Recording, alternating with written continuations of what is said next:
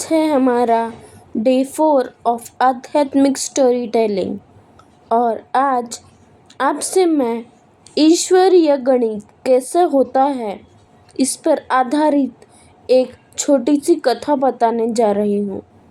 इस कथा में हम जानेंगे प्रभु का हिसाब कैसा होता है, वह हमारे कर्मों का लेखा जोखा कैसे रखते हैं, उसकी एक छोटी सी झलक हम इस कथा में देखेंगे।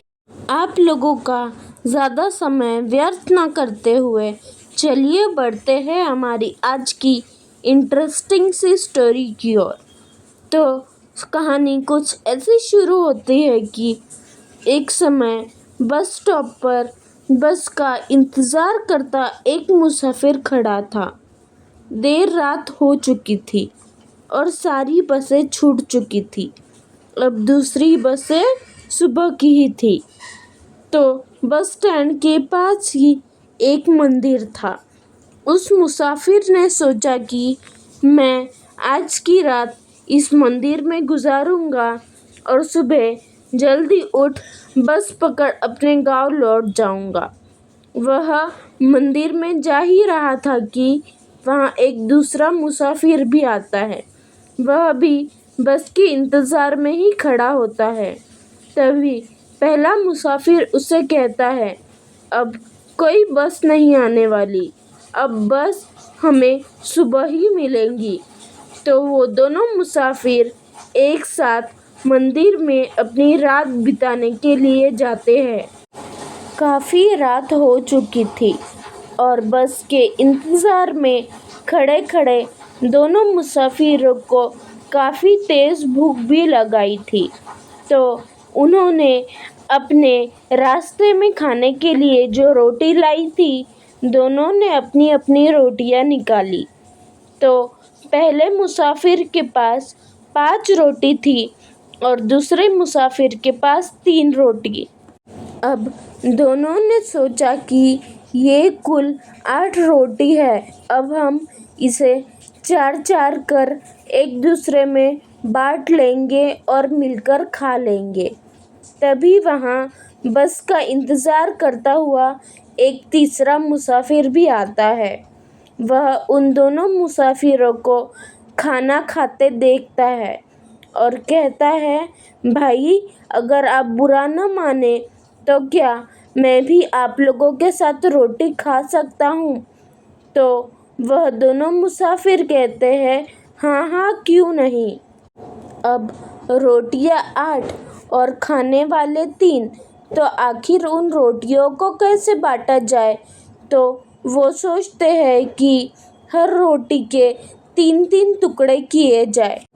अब कुल मिलाकर 24 टुकड़े हो गए और उन 24 टुकड़ों में से तीनों मुसाफिरों ने 8-8 टुकड़े ले लिए और मिल बांटकर खा लिए। खाने के बाद तीनों मुसाफिरों ने उस मंदिर की चौखट पर आराम किया और सुबह होते ही जो तीसरा मुसाफिर था, उसने अपने पोटली में से 8 सोने के सिक्के निकाले और कहा, ये लो, ये मेरी तरफ से भेंट समझना, मैं जा रहा हूँ, तुम इन सिक्कों को आपस में बांट लेना। अब पहले मुसाफिर ने कहा कि यह 8 सिक्के हैं, तो 4 मैं रखता हूँ और 4 तुम रखो। तभी दूसरे मुसाफिर ने कहा, नहीं, तुम्हारे पास ज़्यादा रोटियाँ थी और मेरी रोटियाँ कम, इसलिए ज़्यादा सिक्के तुम रखोगे। इसी बात पर दोनों में बहस चल रही थी। तभी उस मंदिर के महंत जी बाहर निकल आए और उनसे पूछा, क्या दिक्कत है भाई, तुम लोग क्यों लड़ रहे हो? तभी दोनों मुसाफिरों ने सारी बात महंत जी से कही। तो महंत जी ने कहा, आप आपस में मत लड़िए, मैं अभी भगवान के पास जाता हूँ और पूछ कर आता हूँ कि किसे कितने सिक्के हिस्से में मिलने चाहिए। तो दोनों ने कहा, हाँ यह ठीक रहेगा, आप जाइए, हम आपका बाहर ही इंतज़ार करते हैं। महंत जी भीतर गए और प्रभु की मूर्ति के समक्ष ध्यान मुद्रा में बैठ गए और अपने नेत्र बंद कर प्रभु से पूछने लगे कि प्रभु बताइए कि किसके हिस्से में कितने सिक्के जाएंगे। आप जो निर्णय लेंगे वही निर्णय अंतिम होगा। तभी भगवान महंत के आगे प्रकट हो गए और बोले कि पहले मुसाफिर को 7 सिक्के मिलेंगे और दूसरे मुसाफिर को केवल 1 सिक्का मिलेगा।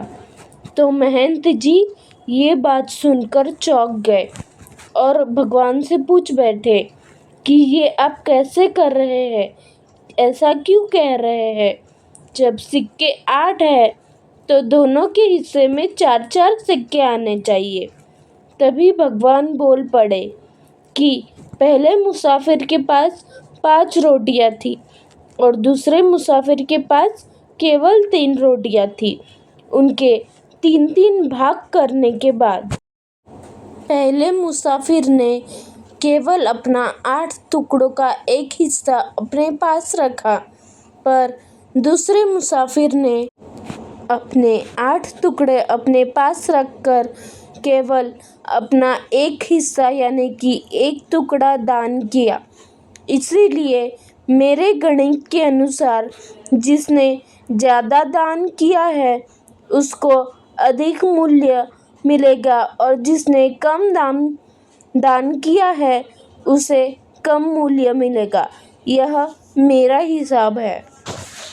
तो गाइस, ये थी हमारी आज की कहानी। यह कथा इसी गूढ़ रहस्य को दर्शाती है कि ईश्वर के लिए सभी जीव समान हैं। वो ना छोटा देखते हैं ना बड़ा। उसके दरबार में सभी एक बराबर है। उसका न्याय तो सभी के लिए समान है। हो सकता है उसके देने के तरीके में भेद हो, पर उसकी सद्भावना सबके लिए समान है। कई बार ऐसा प्रतीत होता है मानो कुछ ना करके भी बहुत कुछ अनुचित होगा, पर ये ईश्वरीय न्याय है। हमेशा अच्छे के साथ गलत करता है, पर वास्तव में वो गलत नहीं, वो सब हमारे पूर्व कर्म होते हैं जिसे हम भोग रहे हैं। हम सब उसकी संतानें हैं और वो हमारे परम पिता। अगर हमारे खुद के माता पिता हमारे साथ कभी कोई अनुचित नहीं कर सकते, तो वह परम पिता हमारे साथ कैसे अनुचित कर लेगा। बच्चों के साथ सख्ती अगर कभी की जाए तो उसके पीछे भी माता पिता की सद्भावना होती है कि हमारी संतान सद्मार्ग पर अग्रसर हो। वैसे ही ईश्वर भी सख्ती करता है तो वो हमारे आने वाले जीवन में मुश्किल पड़ाव के लिए हमें तैयार करता है, ताकि हम कल के सुनहरे भविष्य के लिए परिपक्व हो सके। आज की इस सीरीज़ को यहीं एंड करते हुए बस एंड में मैं इतना कहना चाहूँगी कि trust his process because his desired way for you will bring never ending grace. अब मिलते हैं हमारे अगले ऐसे ही इंटरेस्टिंग सीरीज़ में। तब तक के लिए गुड बाय, टेक केयर, जय श्री कृष्ण, राधे राधे।